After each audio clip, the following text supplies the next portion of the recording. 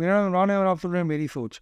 رمضان کی آمد ہو چکی ہے جی۔ پاکستان میں آج پہلا روزہ ہے۔ میں رمضان کی مناسبت سے دنیا میں رہنے والے اپنے تمام مسلمان بھائیوں کو اور پاکستان میں رہنے والے تمام مسلمانوں کو مبارکباد دیتا ہوں۔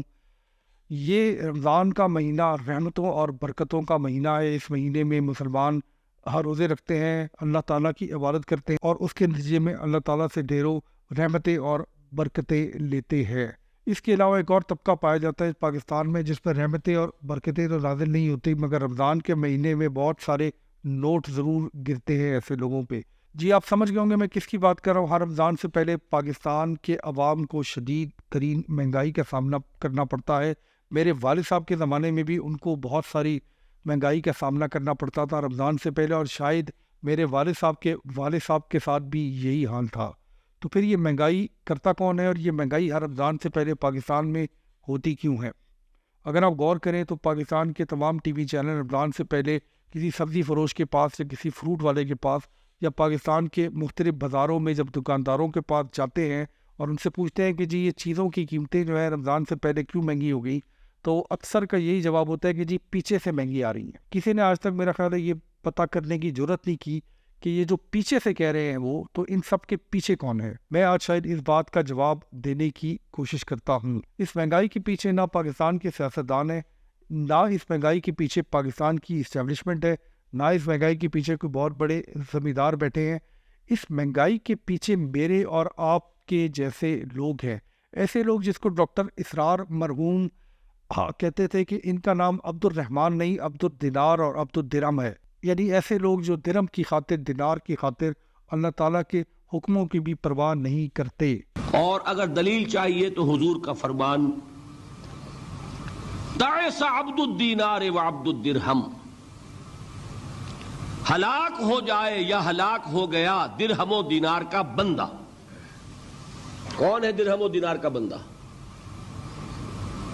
جس کے لیے درہم و دینار اتنے محبوب ہو جائیں کہ وہ اس کے لیے اللہ کے احکام کو توڑ دے۔ تو وہ کس کی بندگی کر رہا ہے؟ دولت کی۔ نام کیا ہے؟ عبد الرحمن، حقیقت میں کیا ہے؟ عبد الدینار۔ اور ایسے لوگ جو ہیں وہ ہمارے آپ کے شہروں میں، ہمارے آپ کے محلوں میں، ہمارے آپ کے بازاروں میں کثیر تعداد میں پائے جاتے ہیں۔ دیکھیں جی، دھندا تو کرنا ہے۔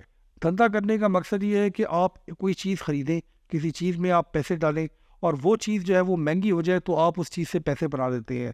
تو اس کا مطلب یہ ہے کہ اگر آپ رمضان سے پہلے چینی کی ذخیرہ اندوزی کر لیں، یا رمضان سے پہلے پھل فروٹ اور سبزیوں کی ذخیرہ اندوزی کر لیں، یا رمضان سے پہلے چنے وغیرہ جو عام لوگوں کی استعمال کی اشیاء ہے اس کی ذخیرہ اندوزی کر لیں، تو پیسے تو بن جائیں گے آپ کے۔ اور اسی چیز کو ہمارے پاکستان میں رہنے والے ساہوکار، ہمارے پاکستان میں رہنے والے بیوپاری، ہمارے پاکستان میں رہنے والے انویسٹر دھندا کہتے ہیں۔ دیکھیں یہ ہمارے آپ کے جیسے عام لوگ ہوتے ہیں۔ اگر آپ پاکستان کی کسی غلہ مارکیٹ میں، پاکستان کی کسی بڑے بازار یعنی جوڑیا بازار میں چلے جائیں، یا پاکستان کی کسی ایسی جگہ چلے جائیں جہاں پہ اجناس کی خرید و فروخت ہوتی ہے، تو ایسے لوگ جن کو عام اسلام میں انویسٹر کہا جاتا ہے وہ کثیر تعداد میں آپ کو ملیں گے۔ اس بات کی پرواہ نہ کرتے ہوئے کہ اس قسم کی مہنگائی کو کرنے کے نتیجے میں یا اس قسم کی ذخیرہ اندوزی کو کرنے کے نتیجے میں پاکستان کی 24 کروڑ عوام، اور کیا کہتے ہیں یہ ہے کہ پاکستان کی 40% عوام جو ہے وہ سطح غربت سے نیچے رہتی ہے، تو کم از کم پاکستان میں 10 کروڑ عوام کا استحصال کیا جاتا ہے۔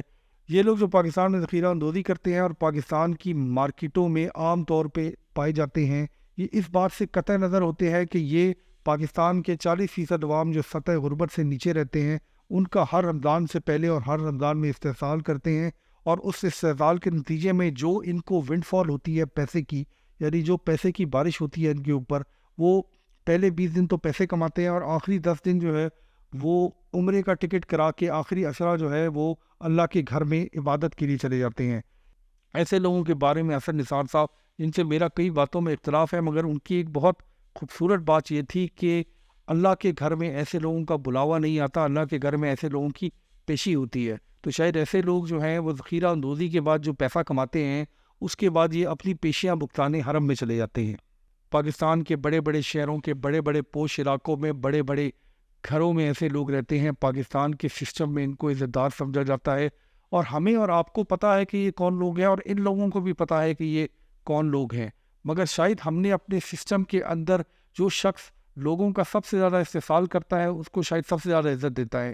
ہمارا یہ پرابلم بن گیا ہے کہ جو پولیٹیشین لوگوں کو سب سے زیادہ تکلیف میں رکھتا ہے شاید اس کو ہم سب سے زیادہ ووٹ دیتے ہیں. اور ایسے بزنس مین جو پاکستان میں رہتے ہوئے اس قسم کی حرام خوری کرتے ہیں، ذخیرہ اندوزی کرتے ہیں، وہ شاید پاکستان میں اس طرح لیجٹمائز ہو جاتے ہیں کہ وہ سب سے زیادہ جو ہے وہ چیریٹیز کے اندر امداد کرتے ہیں، سب سے زیادہ جو ہے وہ زکوٰۃ خیرات کرتے ہوئے نظر آتے ہیں.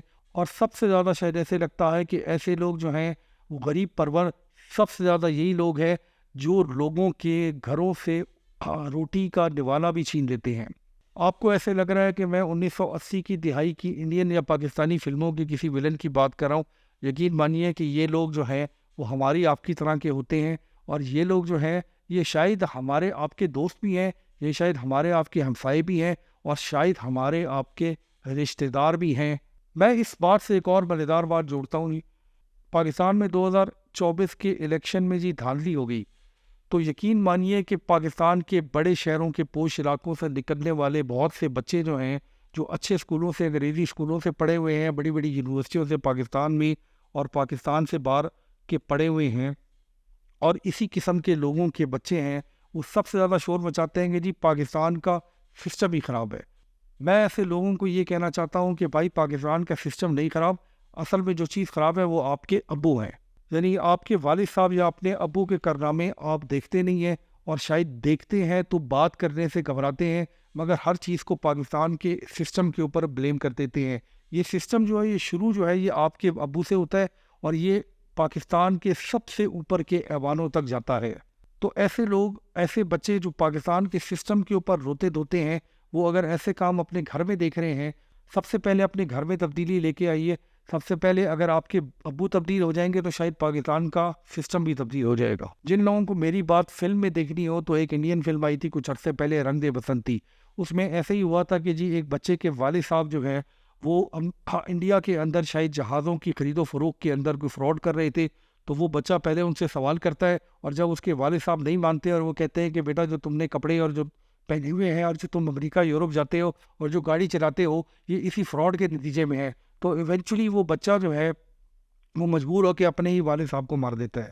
تو یہ فلم ضرور دیکھیے گا یہ ایسے ہی لوگوں پہ بنی ہوئی ہے جو ذخیرہ اندوزی کرتے ہیں، فراڈ کرتے ہیں، پھر عزت دار بن جاتے ہیں اور پھر سسٹم کو برا بھلا کہنا شروع کر دیتے ہیں. دیکھیے آخر میں یہ بات کرنا چاہوں گا کہ میں ان لوگوں سے جو پاکستان سے باہر جاتے ہیں، پاکستان سے باہر رہتے ہیں، سعودیہ جاتے ہیں یا UAE جاتے ہیں، یا اس کے علاوہ بھی دیگر ممالک میں ان کا سفر ہوتا ہے، میں نے تو یہ دیکھا ہے کہ ہر ملک جو مسلمان ملک ہے جہاں مسلمان رہتے ہیں وہاں پہ رمضان کے دنوں میں وہ چیزیں جو لوگ عام استعمال کرتے ہیں ان کی چیزوں میں کمی واقع ہو جاتی ہے. مگر شاید ان ملکوں میں مسلمان رہتے ہیں، عبد الرحمان رہتے ہیں، عبداللہ رہتے ہیں، وہاں پہ ہماری طرح کے عبد الدینار اور عبد الدرہم نہیں رہتے. یہ کیوں ہمارے ملک میں ہے؟ کہاں سے پیدا ہوئے؟ ہمیں کیا معاشرے میں اس ملک میں رہتے ہوئے ہمیں درہم اور دینار کی عزت زیادہ سکھا دی گئی اور شاید اللہ کے احکامات سے ہمیں دور کر دیا گیا؟ کیوں ہوا؟ کیسے ہوا؟ شاید پیسے کی طاقت جو ہے وہ ہر طاقت سے بڑی ہے اس ملک کے اندر، اور شاید ہم لوگ بھی ایسا ہی سمجھتے ہیں، اور ہم لوگ بلا وجہ اپنے پولیٹیشنز کو، سیاستدانوں کو، اپنی اسٹیبلشمنٹ کو، اپنی بیوروکریسی کو برا بنا کہتے ہیں. پاکستان کی اصل خرابی تو ہمارے عوام کے رویے میں ہے. دیکھیے میں یہاں پہ یہ نہیں کہہ رہا کہ جو لوگ اس طرح کا کام کرتے ہیں، رمضان سے پہلے مہنگائی کرتے ہیں، وہی سسٹم کی ہر خرابی کی وجہ ہیں.